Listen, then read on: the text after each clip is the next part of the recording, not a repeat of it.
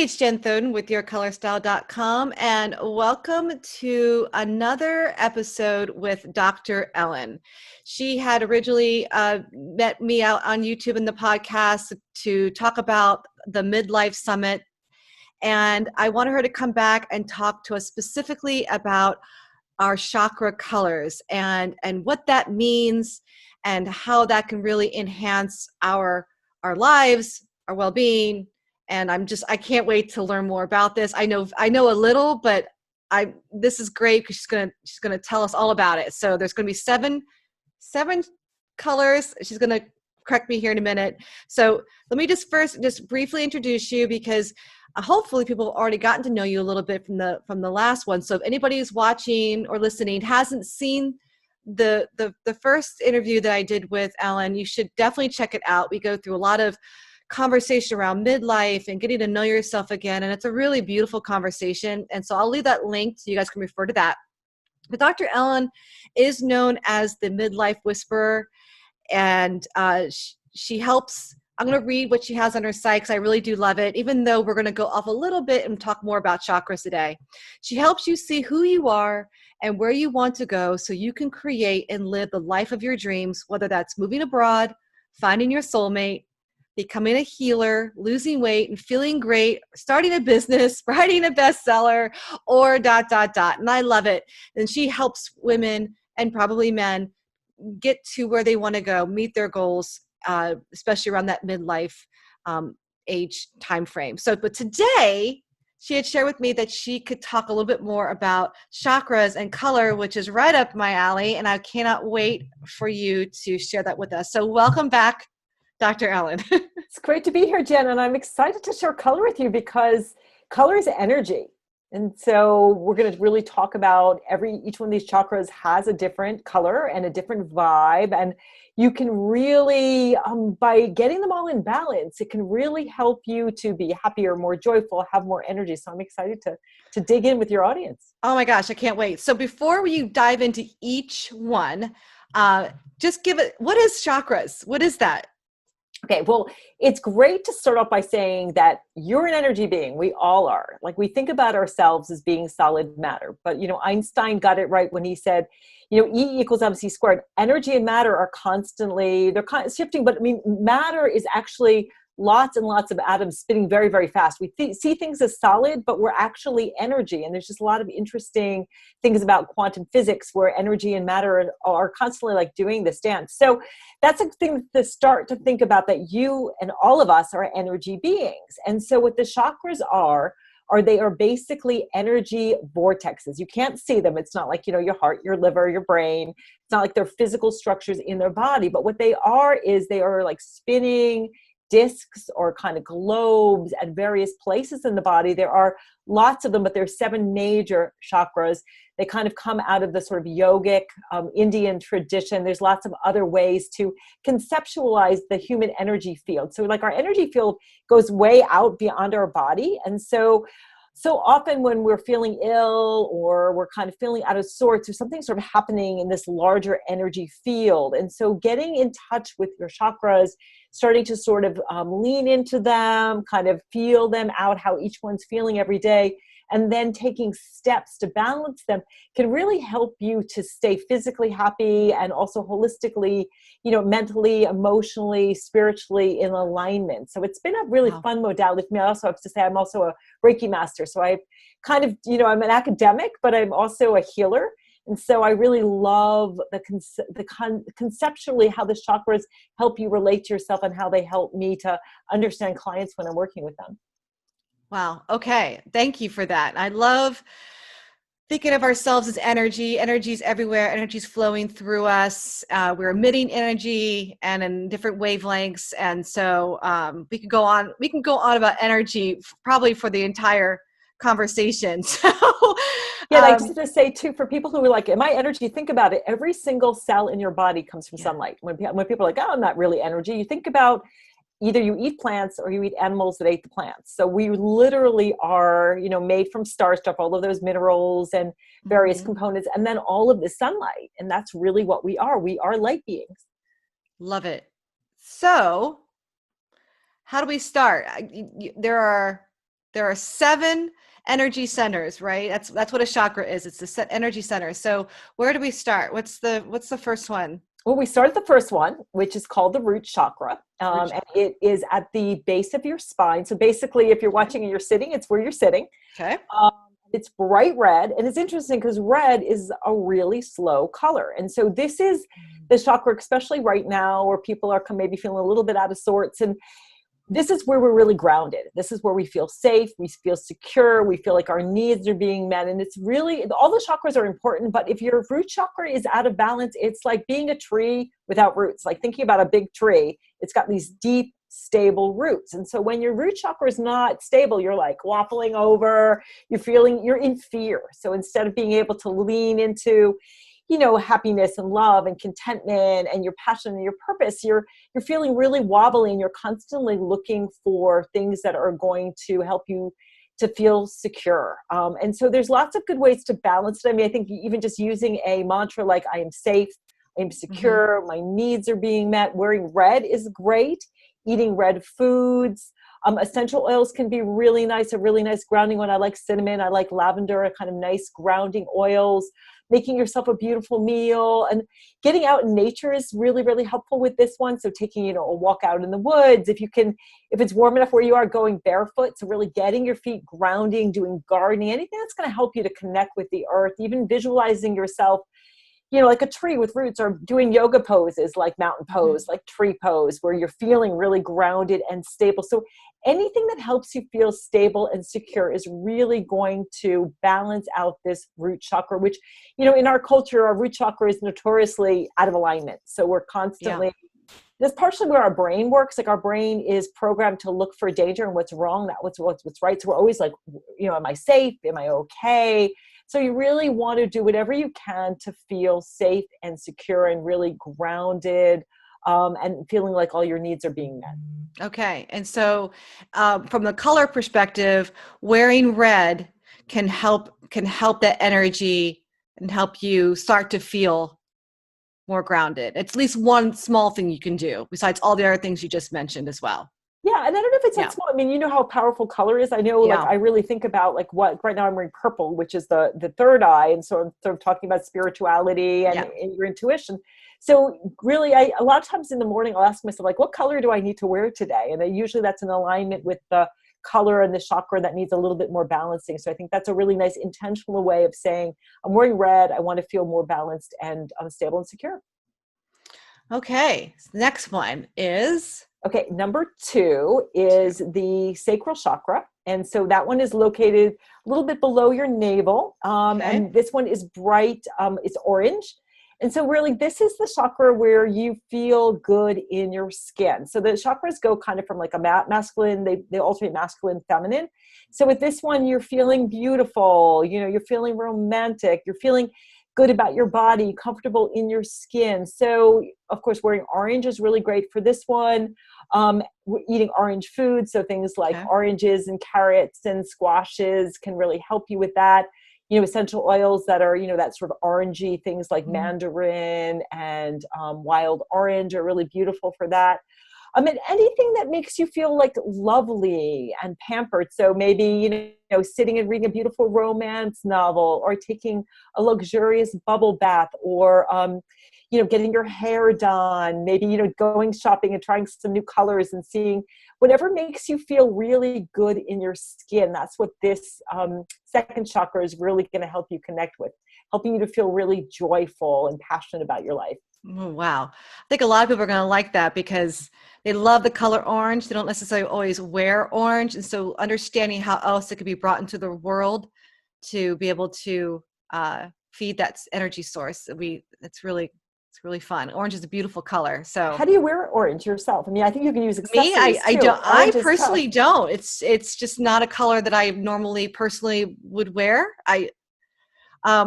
So for me, it's really kind of absent in my world. The closest I can get to orange is that my daughter has a giant pile of oranges downstairs because she loves fruit and loves oranges, and she's been consuming them. So maybe I'll go have an orange.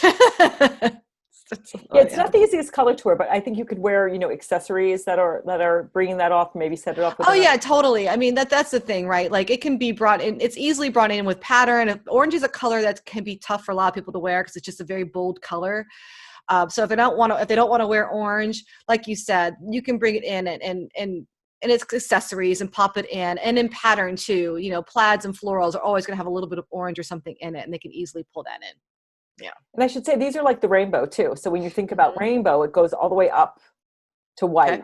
So it's kind of, when you're thinking about these chakras, it's interesting that they are the colors of the rainbow. So then we get to the next one, which is your solar plexus. So it's like right, I don't know if you can see it, right at your chest, your solar plexus. And that's really the empowerment center. And it is bright yellow like the sun. This is where we feel empowered. We feel confident. We are, really in alignment with our passion and our purpose. And I think, for women, this can be a kind of a hard chakra to really connect with because we're so much kind of leaning into pleasing other people. So a really powerful thing to do here is to learn to say no, which is essentially saying yes to yourself. I think we're constantly, saying yes to things that we don't really want to be doing. So when you connect with that solar plexus, it really helps you to come into your own power.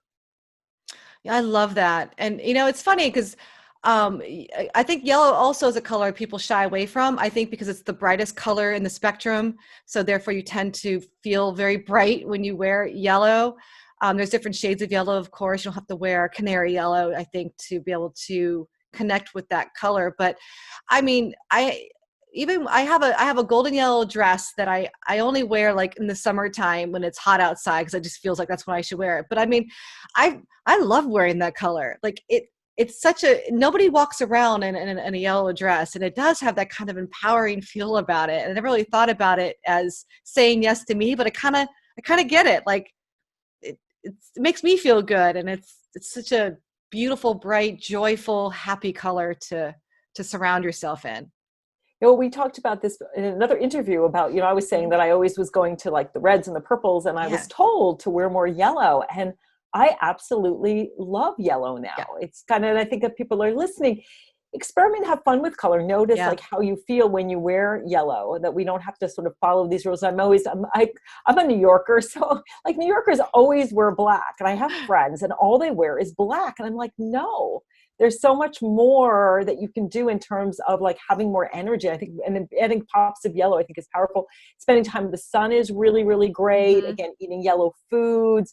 Laughter is really great too. Laughing, watching silly cat videos or renting a movie, doing mirror work where you tell yourself that you're empowered, and positive affirmations can be really good to work on that. Something I love to do is just visualize. So something, if you're listening, as we go through all these colors, you can visualize these various energy chakras, vortexes, sort of see it spinning, but imagine that you have like this golden disc right at your solar plexus, and just allowing it to expand. Or even if you're feeling kind of like threatened, you can sort of visualize this disc empowering you.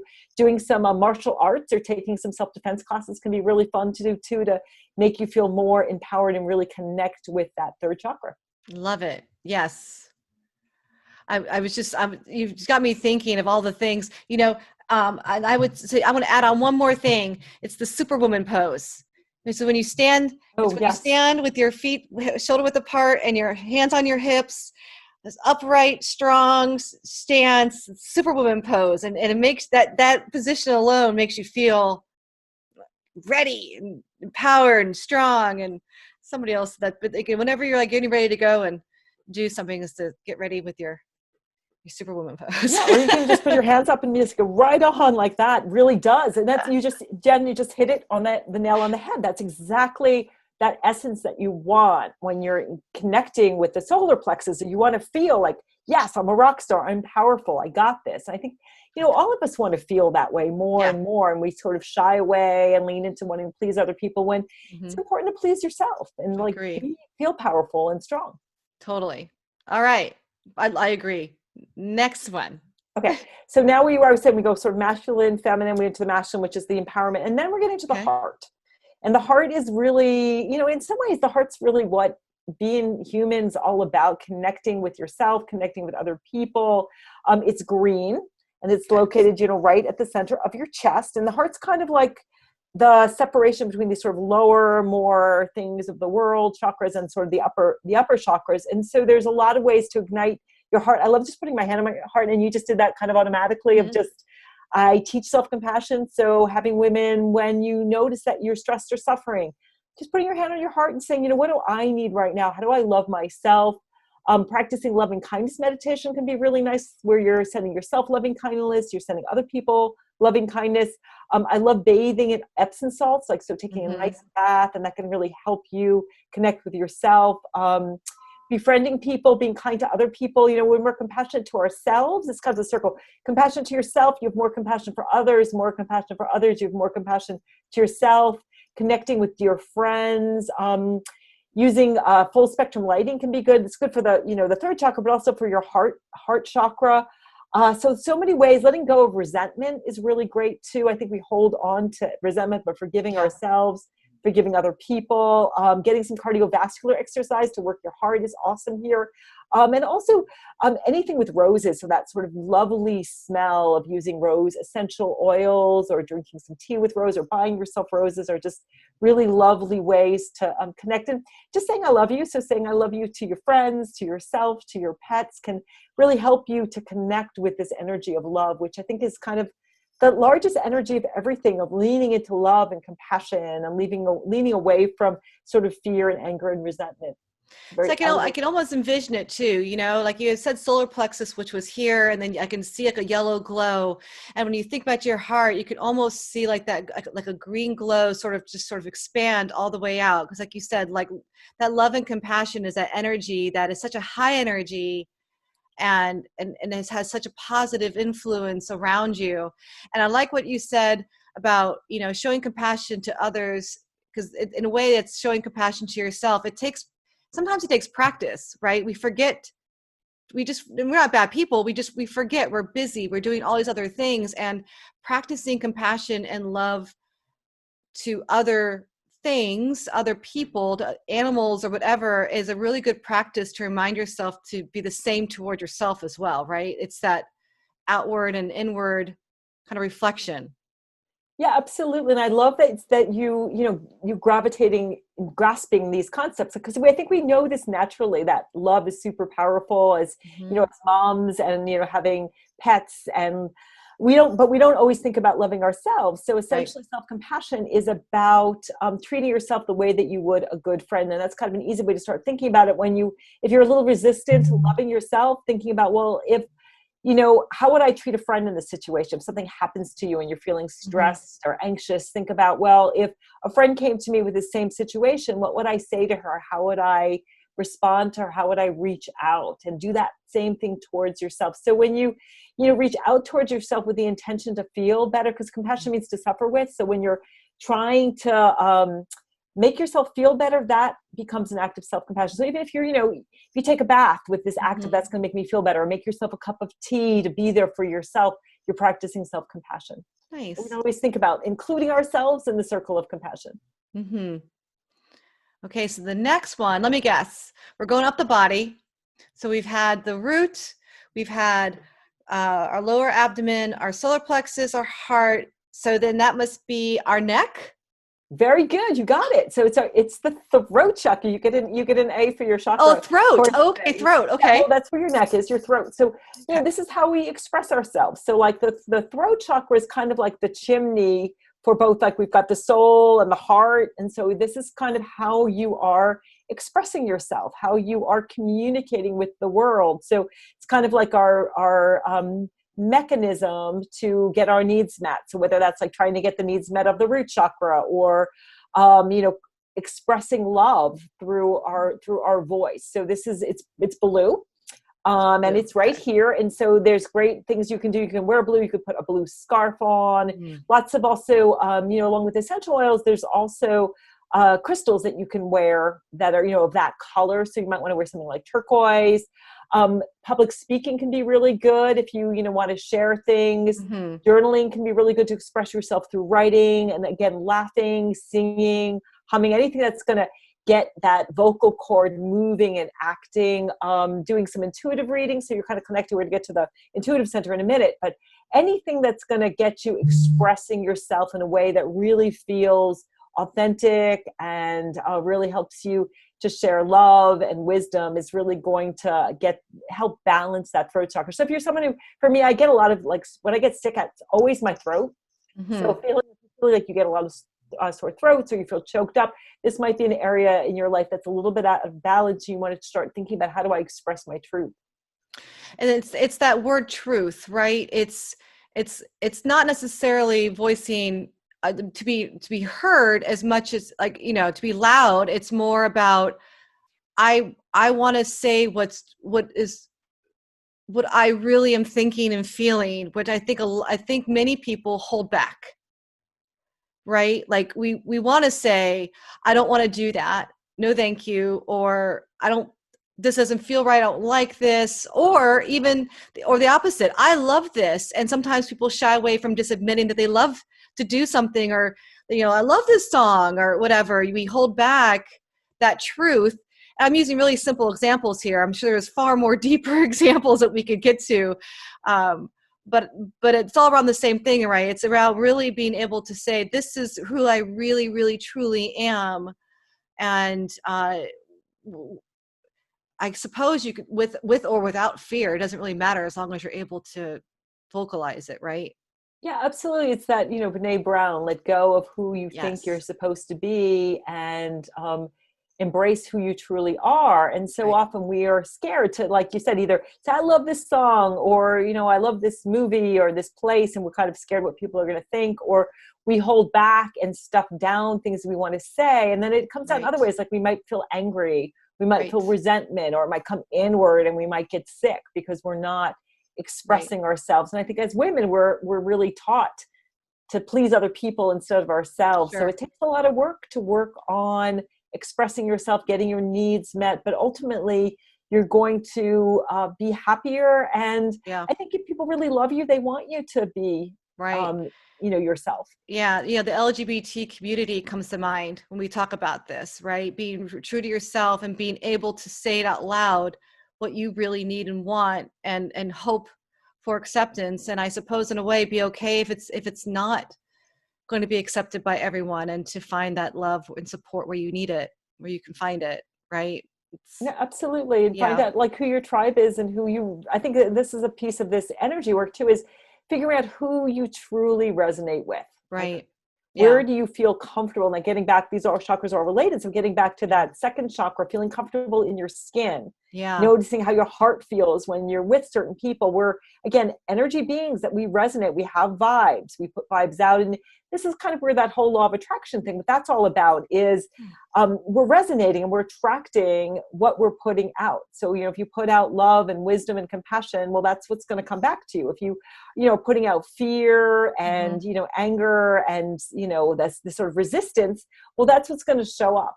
So it's very, very true that how we show up, how we feel, we attract the same vibe. So if you're not liking what you're attracting in your life, perhaps it's time to kind of do a little investigation of the chakras and the energy that you're putting out there, and looking at your beliefs, because beliefs are just, by definition, they can be changed. So you can feel like the world is a happy, supportive, joyful place, or you can feel like it's a supportive place that doesn't have your back. That's right. It's your version of what's true. Perception is truly your reality, right?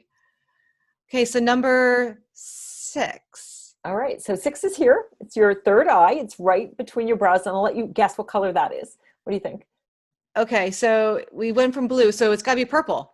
Absolutely. Yeah, it is purple, which I think is it's been my favorite color for a long time, even though purple and yellow, I think, are kind of I like combining, cool combination. Those are beautiful colors together. Yeah, they go really well together. So it's all about your intuition. And I think, and this is an issue in my own life that I've grappled with. I grew up in a very intellectual house, and I have more degrees than a thermometer. But I kind of sublimated my intuition. I really leaned into the thinking part of my brain and intellectual part of my brain. And that's, super important to utilize, but your intuition is also really powerful. We kind of only our subconscious is like 90% of what's going on, and we're only sort of conscious of like 10%. Like right now you're sitting in a chair, you're not thinking like my butt's on the chair, you're not thinking about what that feels like, because it would just be too much to process, but your brain's constantly processing other things. So your intuition is really, really powerful. So tuning into this third eye, this intuitive wisdom, can really help you in your life. I've been playing a lot more with myself with this idea of kind of what I call the destination vibration, of thinking about when am I really happy? Like thinking about your childhood and really leaning into your intuition and what truly makes me happy, not what makes somebody else happy, but what makes you happy. And then listening to your inner voice, and just,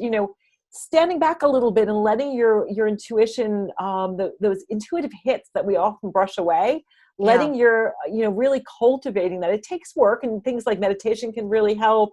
Taking some classes around spiritual development, kind of questioning your beliefs, stepping away from judgment, keeping a dream journal, maybe buying some art or doing some artwork that inspires you. So really playing with this sort of dreamy, intuitive part that's so deeply powerful and has so much wisdom that we, I think, again, in our culture, don't tend to lean into our spirituality and our intuition. Right. And I think that because we don't do that, we don't listen. So meaning your intuitions, I mean, it's talking, right? It's talking to you all the time. And it's until you have that awareness, you're not necessarily listening. So I like what you said about, like journaling, or really, for me, it's finding moments where I can be just quiet for just a few minutes at a time, just to let everything settle. Because I feel like when there's so much noise and activity going on, it's easy to not hear that intuition, that what you feel like you should be doing next, or what's right for you in that time. And to be able to, if you could find just a few minutes just to kind of be, you don't even have to go into full meditation. It's just like you said, whether it's journaling quietly or just that's when that's when I feel like the voice becomes louder. And if you listen to it and you're willing to trust it, that's the thing too, right? Like I think intuition is one of those things where, I mean, especially if it's against what you think you're supposed to do versus what your intuition's trying to tell you to do, it's hard to trust. It's hard to trust it. Right? Yeah, Like, I'd listen and listen. Yeah, well, and even listen. Like I know my intuition kind of has a very different tone voice. I'll just give you a little example. So I have a cat, and a couple weeks ago, I was making a shrimp stir fry, and I took the shrimp and I put them in the sink and put water over them to defrost. And so I went and I was hanging out with my beau, and I got this intuitive hit, like, wait, the cat's going to eat the shrimp. And I sort of said that to Beau. I was like, oh, do you think the shrimp's okay? And he's like, oh, don't worry about it. Lo and behold, get in the kitchen, and she had consumed like an entire pound of shrimp. Oh my God. But that was my intuition. But intuition isn't always this sort of mystical thing. It's just that you're taking in all of this stuff. And my intuition was like, wait a minute. Like you ever have that intuition, like, wait a minute, I didn't lock the car, or I forgot this, or those kind of hits. Or, I need to remember this, or I need to call that person, or, you think of somebody.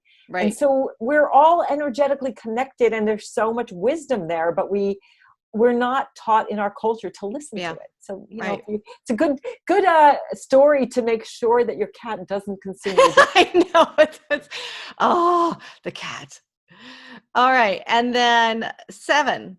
7 is the crown chakra. So that is located at the top of your head. And this really...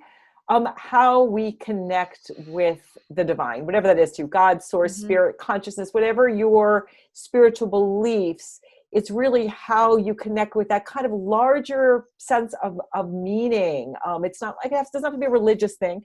And again, this isn't something that we think about so much. And when all the other chakras are aligned, it's much easier to connect. So sometimes I meet people and like they've got great intuition and connection with the divine, but then they're not rooted, and they're sort of like flying all over the place. So it's really important. It's not like one chakra is more important or better than the other, but this one's really beautiful, and a lot of ways to connect. Again, something like meditation, breathing into your body. So connecting with that breath. Breath is sort of the whole way that we get inspired. I always love the Sistine Chapel, that painting of God with Adam with the finger that everybody knows about, where he kind of comes to life. So the breath is really the source of life and our being. So, asking questions like, how do I serve the world? Saying grace before meals.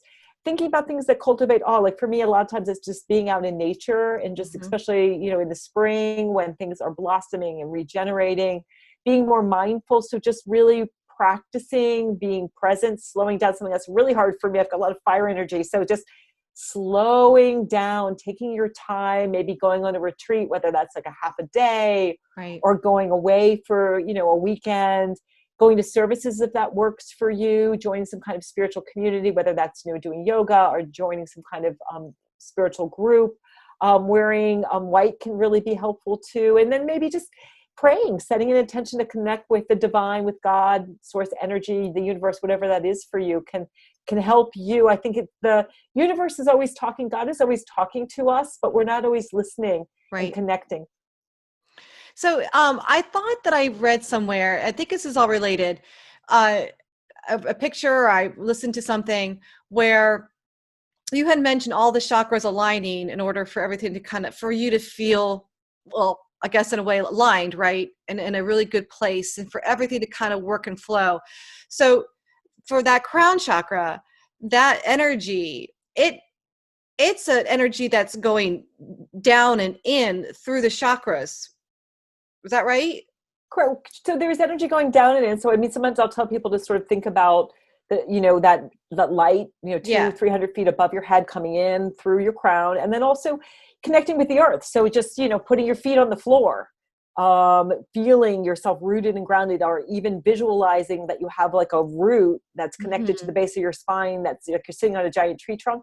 So yes, there is that, you know, light energy coming from above, but then also the earth energy coming up from beneath us. So connecting with both the earth energy and the energy of the sky, just like a plant would, right? So plants doing photosynthesis, but they're also deeply rooted in the earth to be connected with all of those beautiful minerals that they need to thrive. And that crown chakra, you say, is white, right? So white, it's white or violet. It's kind of both colors. Okay. So you can kind of almost vision both. And so the kind of the same concept. If you're wanting to feel more connected, like you said, wearing white could get you there. And of course, like you said, also just sort of trying to find more connection with what you relate to as spiritual, right? Like depending on what your beliefs are, because I know it's probably different for many people listening and watching this, right? Right. So, I mean, I think that, you know, you can be spiritual without religion, but religion, if you have a religion that resonates with you, it can help you to connect more with the divine. Okay. All right. This has been really interesting. And I know that you just touched on all the things as information. So where can people find out more about the chakras at your site, or like where can they learn more about it? Well, people can connect with me, and actually I can actually provide you with, I actually have a chakra booklet that I created. Oh, yes. Sort of a chakra quiz, which I can actually give you the link for that. So that's a great place to go. I'm happy to help people with it. I actually did a 7-day chakra challenge on my Dr. Ellen's mastermind. People want to look way back at that when I did that. And I also did a 7-week journey through the chakras where I helped everybody balance their chakras, which is really powerful. So I'm happy to be a resource. If people have questions, they can get the booklet, and also I can help them figure out which chakras are out of alignment and need more balancing. Oh yeah, that's perfect. Okay, so I'll put that link for everyone to your site and you'll give me that link to the booklet. Yes. So if they want to learn more, and then obviously then you'll be able to contact them for anything else that you're doing, like if you're doing another mastermind, if they're interested, they can do all that with you, because I think I will definitely be interested as well. So, well, thank you again for joining me, having this amazing conversation. I really hope that in a way this is inspired curiosity with a lot of people who may not know a lot about chakras and the energy sources, so that they can start to learn how to use color differently than just fashion. It can also be a source for focusing on different energy for their own healing and for their own personal, right, and spiritual growth. So thank you. Thank you for sharing with us today. I'm already more curious to learn more. So thank you. Okay. Well then, thank you so much. And everybody who's watching this, please check out the links that I provided below the video in the blog, and Ellen, have a wonderful day. Thank you so much.